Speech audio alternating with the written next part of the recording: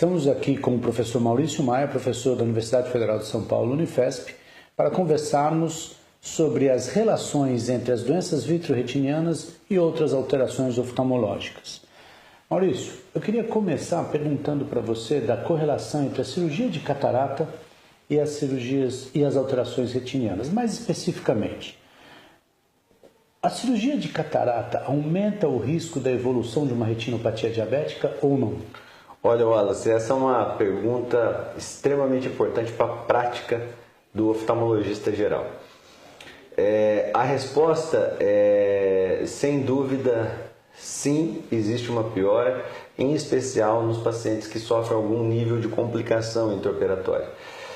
Mas o que tem que ser feito para que não haja essa piora? Porque você opera um paciente que tem a retinopatia diabética com segurança. A retinopatia diabética precisa estar sob total controle. Então existem alguns riscos depois da cirurgia de catarata que o paciente desenvolva edema macular, progressão da retinopatia diabética, até às vezes com neovasos no segmento anterior e atrofia do globo ocular. Então é super importante, antes de se fazer uma cirurgia de catarata num paciente com retinopatia, que se tenha certeza de que a retinopatia do paciente está controlada. Então como fazer isso? Obrigatório, antes do paciente diabético, um bom exame de fundo de olho, um bom controle clínico da doença e exames complementares. É necessário saber como que está essa retina, ou seja, uma angiografia fluoresceínica, uma tomografia de coerência óptica, antes de se indicar a cirurgia. Mas em algumas situações, a catarata está atrapalhando essa avaliação da retina.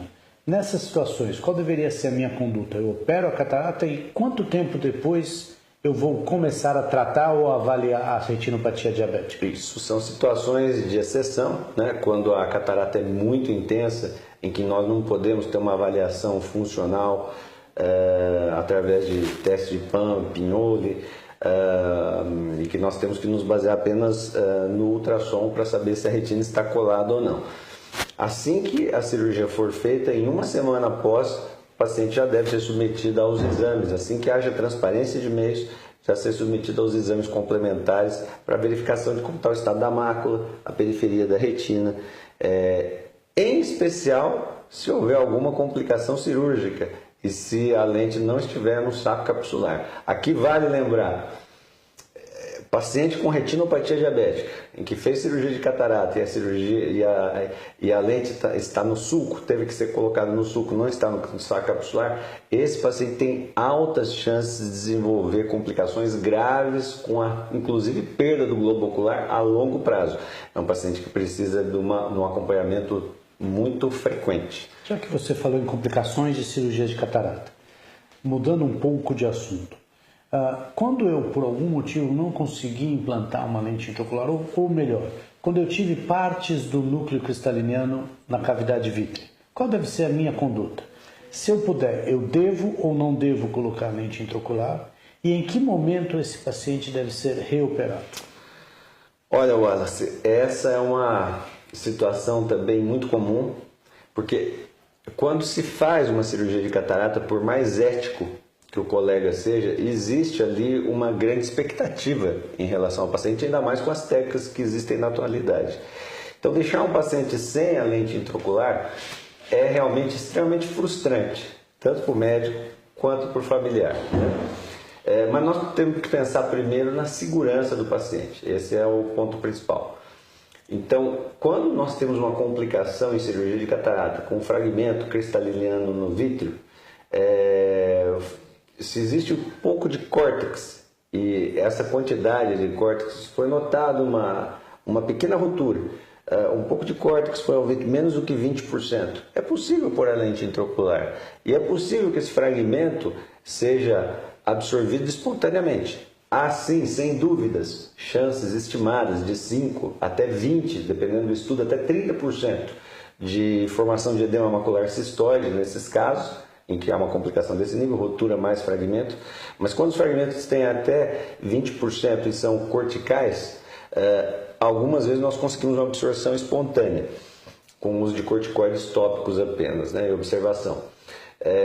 Mas se a ruptura capsular é grande, houve perda vítrea, o fragmento é grande, a melhor conduta é fechar o olho, evitar manipulação, remover, fazer apenas o chamado antigamente como toalete vítreo, né? Remover apenas o vítreo da câmara anterior, se não há um vitriófago, que é o ideal, né?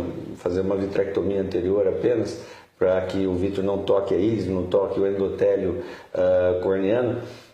Nós podemos cortar com uma tesoura tipo Vanas esse cogumelo vítreo e encaminhar esse paciente imediatamente para o especialista em retina para que a cirurgia ou o procedimento seja realizado, normalmente a vitrectomia, seja realizado o mais precoce possível.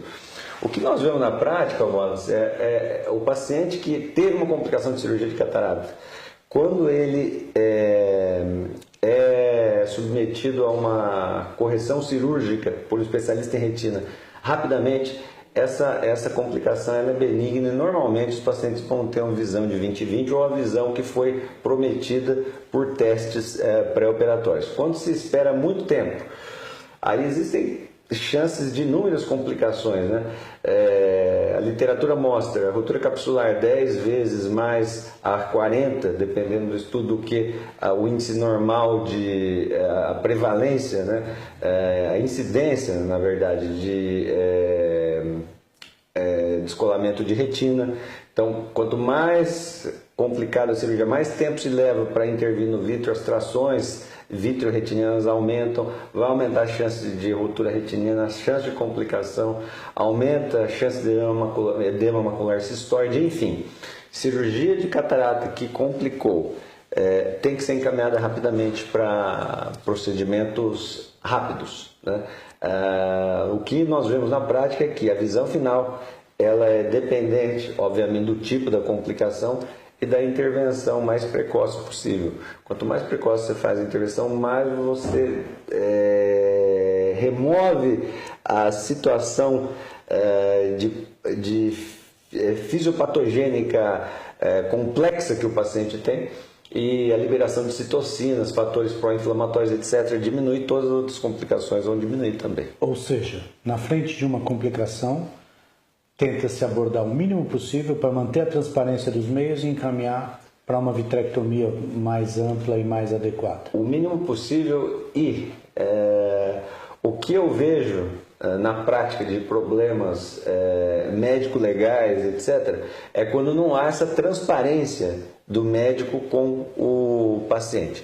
O paciente ele nunca vai processar um médico se as coisas não forem como planejado, desde que o médico seja honesto com o paciente. Agora, se ele se sentir enganado ou abandonado, aí sim você cria um problema legal. Então, o paciente se sente amparado, estar ao lado do paciente é o mais importante nesse momento.